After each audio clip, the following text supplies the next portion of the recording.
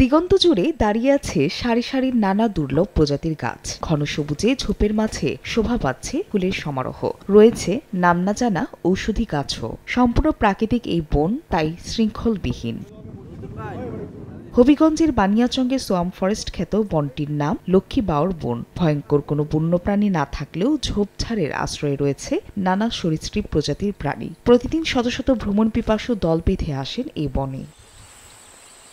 লক্ষ্মী বাওর বনে শীত মৌসুমের আকর্ষণ অতিথি পাখি, আর বর্ষাকালে জলাভূমি বিস্তৃতি বাড়ে, যা পর্যটকদের জন্য এক মনোমুগ্ধকর দৃশ্য তৈরি করে। লক্ষ্মী বাওর তার প্রাণ বৈচিত্র্যের জন্য খ্যাত।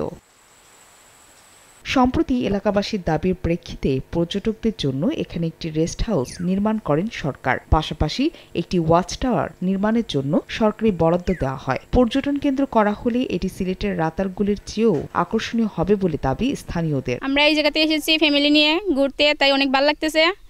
আর এই জায়গাতে একটা পর্যটন কেন্দ্র হবে, সেটা হলে আমাদের অনেক ভালো হবে, অনেক মানুষ এসে দেখতে পারবে। তবে দীর্ঘদিন এই বনটি আবু ইউসুফ খান ওয়াকফ এস্টেট দখল করে রেখেছে বলে অভিযোগ রয়েছে স্থানীয়দের। অন্যদিকে এটি পূর্বপুরুষের সম্পত্তি হলেও আকর্ষণীয় পর্যটন কেন্দ্র হিসেবে গড়ে তোলার আশ্বাস অভিযুক্তের। বানিয়াচং উপজেলা, বানিয়াচং গ্রাম এবং এই সোয়াম ফরেস্ট দেখতে এসেছি।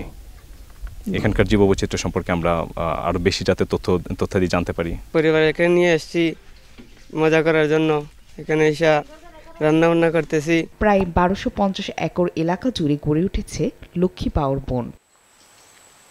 সময় সংবাদ, হবিগঞ্জ।